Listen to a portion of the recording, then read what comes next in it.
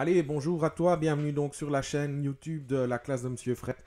Je voudrais vraiment remercier tous ceux qui me suivent au quotidien, tous ceux qui regardent mes vidéos. Franchement, ça décolle pas mal, c'est sympa, ça fait plaisir. Et je pense que ça peut aider, donc n'hésitez surtout pas à partager, hein. Et donc dans cette petite vidéo, aujourd'hui, on va aborder une matière de français qui peut parfois être complexe, nature, ou simplement hé hé, avec quoi confond-on la nature? On la confond souvent avec la fonction. Et donc j'espère qu'avec cette petite vidéo, tu vas pouvoir t'améliorer et comprendre la différence et les nuances entre les deux. Pour comprendre la différence, on va d'abord travailler sur la nature. Il est important de préciser ce qu'est une nature. Eh bien, la nature, c'est l'identité du mot. Elle ne change jamais. La nature du mot, tu peux la retrouver dans le dictionnaire. Alors ici, c'est une chaîne belge, et donc je sais qu'il y a peut-être des Français qui nous regardent ou des Canadiens, je n'en sais rien. Et donc le CEB, eh bien, ce qui est important, c'est l'épreuve de fin de 6e primaire en Belgique. Eh bien, je te conseille toujours d'utiliser ton dictionnaire si tu as un exercice où tu dois rechercher la nature des mots parce qu'elle est précisée dans ton dictionnaire. Les natures sont séparées en deux groupes. D'un côté, on a les natures variables. Elles varient en genre et en nombre. Je te rappelle, le genre, c'est masculin, féminin. Le nombre, c'est singulier, pluriel. De l'autre côté, on a les natures invariables, c'est-à-dire des mots qui s'écrivent toujours de la même manière. Et au total, il faut savoir qu'il y a 7 natures. Il y a le nom, le déterminant, le verbe. Alors le verbe, lui, il varie plus particulièrement en fonction des personnes de la conjugaison. Il y a le pronom et il y a l'adjectif. Du côté des mots invariables, on va retrouver le mot lien et l'adverbe. Alors tu vas comprendre au travers de ces diapos, eh bien, le sens du mot nature avec un exemple tout simple. Ce que nous sommes. Eh bien, moi, dans la vie de tous les jours, je suis un adulte. Toi, tu es un enfant. Donc, vous êtes des enfants. À votre avis, comment être certain d'une nature? Eh bien, on va partir directement sur des exemples et tu vas comprendre au travers de ces diverses illustrations. Tous les vendredis, Tom se rend à son cours de solfège.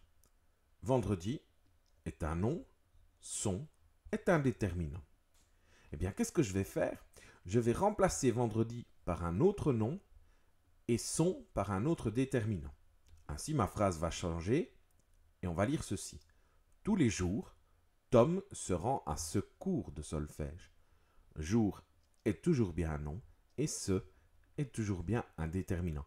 Donc, si tu veux être certain de la nature du mot, eh bien, remplace-le par un mot de même nature. On va partir sur un autre exemple. Il est trop charmant, ton prince. Trop est un adverbe. On peut le remplacer comme ceci. Il est vraiment charmant, ton prince. Vraiment est bien un adverbe. Je tiens à attirer ton attention par une petite remarque. Si tu ouvres ton dictionnaire, tu pourras parfois constater qu'un mot peut s'écrire d'une même manière, mais avoir une nature différente. Pour trouver sa nature, il faudra tenir compte du contexte. Donc, quand tu ouvriras ton dictionnaire, si tu es face à une épreuve du CEB, mets-toi bien dans le contexte du texte d'où les mots sont extraits. Tu vas comprendre un peu la différence avec mon exemple.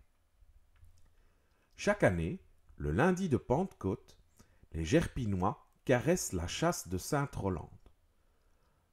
Chasse est un nom.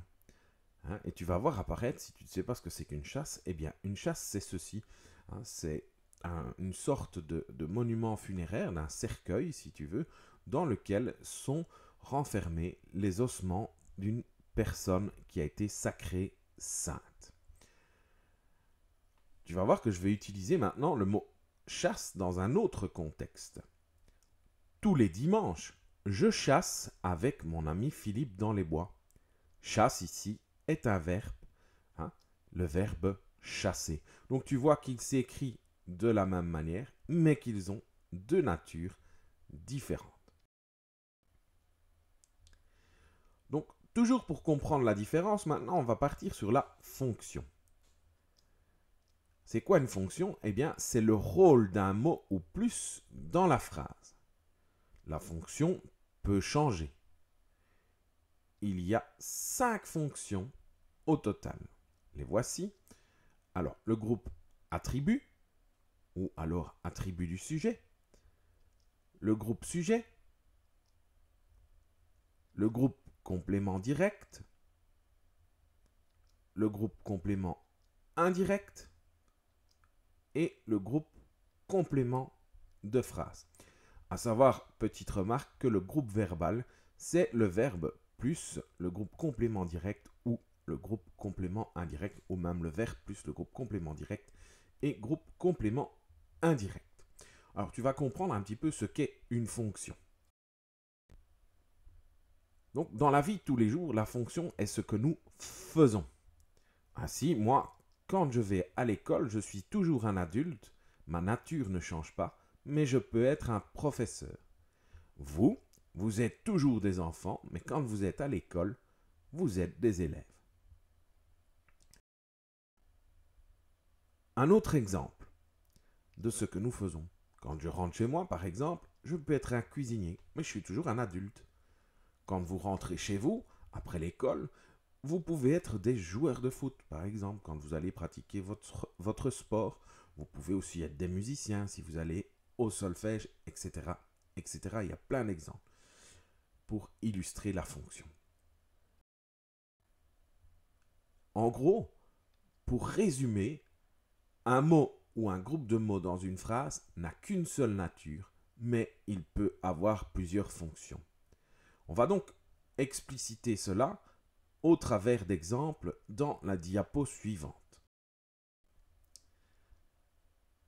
Mon premier exemple, voici. Le petit chat court partout dans la maison. Le est un déterminant. Petit est un adjectif. Chat est un nom. Ces trois mots forment un groupe nominal. Tu vas voir apparaître en bleu le groupe le petit chat. Le bleu fait référence à la fonction. Ok? Et donc, quelle est la fonction du petit chat? On va se poser la question, qui est-ce qui court partout dans la maison? Réponse, c'est le petit chat qui court partout dans la maison. La fonction de petit chat, c'est groupe sujet. Donc, c'est trois mots ensemble qui exercent la fonction de groupe sujet. D'ailleurs, à ce sujet-là, c'est le moins qu'on puisse dire, tu pourras retrouver une de mes autres vidéos où je parle justement de ce groupe sujet. Je vais utiliser le petit chat dans un autre contexte. Joséphine lave le petit chat dans la baignoire. Le est toujours un déterminant. Petit est toujours un adjectif. Et chat est toujours un nom. Ces trois mots forment toujours un groupe nominal. Par contre, ce qui va changer ici, c'est la fonction. On va se poser la question, Joséphine lave qui dans la baignoire? Ou Joséphine lave quoi dans la baignoire? Eh bien, elle lave le petit chat. Le petit chat a pour fonction groupe complément direct puisqu'il répond à la question qui ou quoi.